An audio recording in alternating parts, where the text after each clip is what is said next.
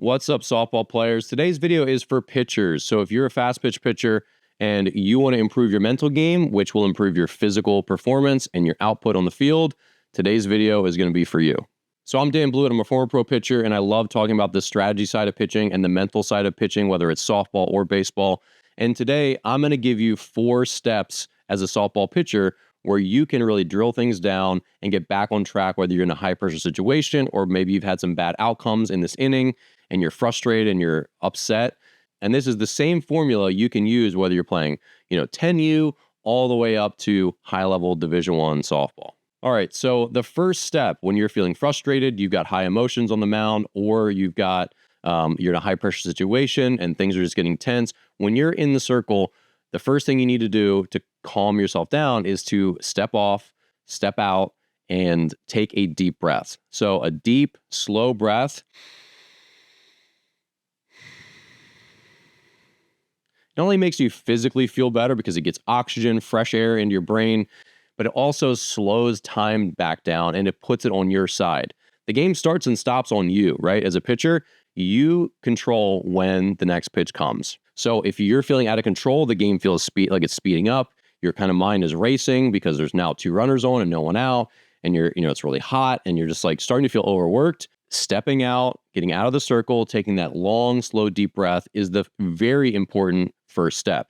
And there's lots of different breathing techniques. I won't go into all of them in this video, but you can breathe from your belly. So out and in rather than up and down with your shoulders. This is more like a yoga breath or a meditation breath. When I did all my meditation practice, I would always breathe out of my belly, out and in.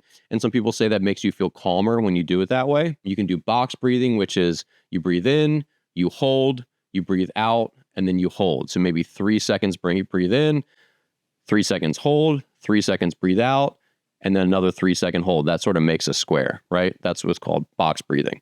There's lots of different types of breathing, and I would encourage you to Google them, check out some other YouTube videos. There's lots of great meditation teachers, yoga teachers, people talking about breathing techniques, and they're super important. The second step in refocusing yourself as a softball pitcher is a reset action. And a reset action is a little physical reminder that you're going to do consistently after making a mistake or when you're frustrated or whenever, or you're feeling a lot of pressure. And that helps to cue you to get back on track and focus on the next play, right? So you could just be tapping the visor of your cap. You could take your glove off your hand and then put it back on. You could sort of like wipe down your leg, saying, I'm like wiping that mistake off, or I'm wiping those feelings away. You could scratch an X in the dirt with your cleats and then wipe it off with your cleats again. There's a lot of things you could do. Just a little thing that's not showing negative emotion, but just like reminding yourself, I'm going to get back on track, right? It's a little reminder, right? Just like if you're, riding a horse, you might like tap them and say, hey, it's okay. Like we're good, right? If they got distressed or something.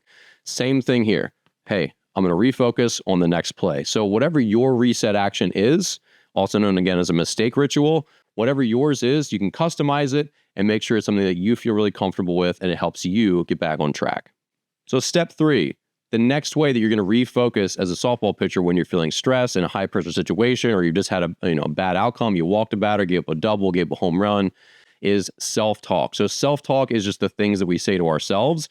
They can be profoundly negative and mean, right? A lot of times we're way meaner to ourselves than other people would be, or way meaner to ourselves than we would be to someone else, right? A lot of times we'll beat ourselves up for something, whereas we would pick our team up for making that same mistake, right? If I walked in a run, I might be like, gosh, Dan, you are the worst pitcher in the world. You just can never come through to your teammates. You can just never come through in these situations. You just always blow it. My last name is Blewett. That stuff I might say to myself, but if my teammate walked in a run, I might be like, hey, man, it happens to the best of us, right? Just get the next one. We still believe in you. It's like, I would say it to someone else, but I wouldn't say it to myself, right? So it's up to you to flood yourself back with positive self-talk. Remind yourself, you're a good pitcher. You've got this. Next pitch, we're going to refocus. We're going to compete for our team. I've still got the skills to beat this team. Like, that was a fluke. Let's go, right? Positive self-talk is huge. You will use this on the softball field. You will use this in job interviews in the future. You will even use this in like relationship drama, right? If I'm having a fight with a friend and we're both really upset at each other, I may be like, Dan, your friend, this is a good friend of yours. Be calm, be nice. Think about, what you're going to say and how you're going to say it. You care about this person. Let's refocus and work on hashing this argument out, right? Self-talk is pervasive in all aspects of life. So you practice this stuff on the softball field and it helps you for the rest of your life. Real quick, click the join button below and you'll learn about my channel memberships. If you become a channel member today, you'll get access to hundreds of non-public videos hosted right here on my channel on YouTube. This is the best way for you to support my work here for the global baseball community and get more content to help you with your game. The last step, step 4, is your mental checklist and drilling down to the one thing that you control as a pitcher, which is the next pitch. You only control the next pitch. And guess what? This is why pitching is so hard. You only control it until it leaves your hand. Once it leaves your hand, you have no control anymore, right? Well, as it's hit back at you, then you have to field it. But you don't know where the ball is going to go, if the hitter's going to swing or not, what the umpire is going to do with it, what your fielders are going to do with it. All that's out of your control. So step 4 is you're going through your mental checklist. And your mental checklist is a bunch of things. It's how many outs are there? Where are the runners? Where do I go if I get a comebacker? What side do I have to cover on a bunt? If I get a bunt, where do I go with it? If it's a really great bunt, do I have a play or should I hold it? If it was bunted back kind of hard to me, do I have a play at first? Do I have a play at second, right? How fast are the runners? How fast is the hitter? What did the hitter do against me last time? What pitches do I have that are really effective against this hitter? If I know, maybe I don't know, right? What pitches do I feel confident in? What pitches do I not feel confident in right now? What am I doing in any different scenario? That's all your mental checklist. And the more you can review that stuff, it brings you back into focusing on the next play, which is very important. And it helps slow the game down because you're going through your list and you're already hashing it all out in your mind. And then you can refocus on the single thing that you have to do, which is make a really good pitch. Make one good pitch. Crush this drop ball. Throw an amazing changeup. Hit my spot on the corner, whatever it is, right? Pitching becomes very overwhelming when we try to do a million things at once, like get all 3 outs at once, right? We're in a jam, bases loaded, no one out. We try to get all 3 outs at once. We can't do that. Or it's such an important game that we're focused on throwing a shutout in the first inning, but we can't throw 7 innings of shutout ball in 1 inning, right? The only thing you can focus on and the only thing you can do is throw one quality pitch at a time. So you go through your mental checklist, you get everything hashed out and drilled down and say, all right, I've chosen drop ball. I'm going to throw the best darn drop ball I can right now. And when I've thrown that pitch, I'm going to get the ball back and I'm going to do it again. I'm going to throw the best darn changeup of my life. Then I'm going to try to throw the best darn rise ball of my life, right? I'm just going to go through the list and it's one pitch at a time. And if you can do that, you'll have all your focus and your energy on this one next pitch, which is the only thing you control. And that's how you get back on track as a pitcher. It's very, very important to have a process.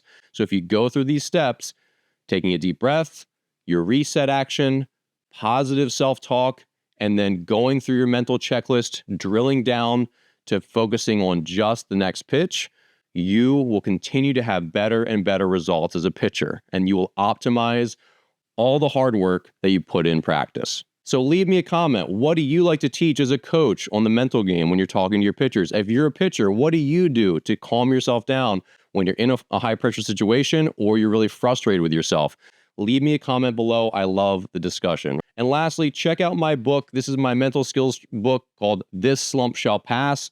It's for athletes of all ages. And if you want to learn more about the mental game and help your team through it, this is a great solution for young players. All right.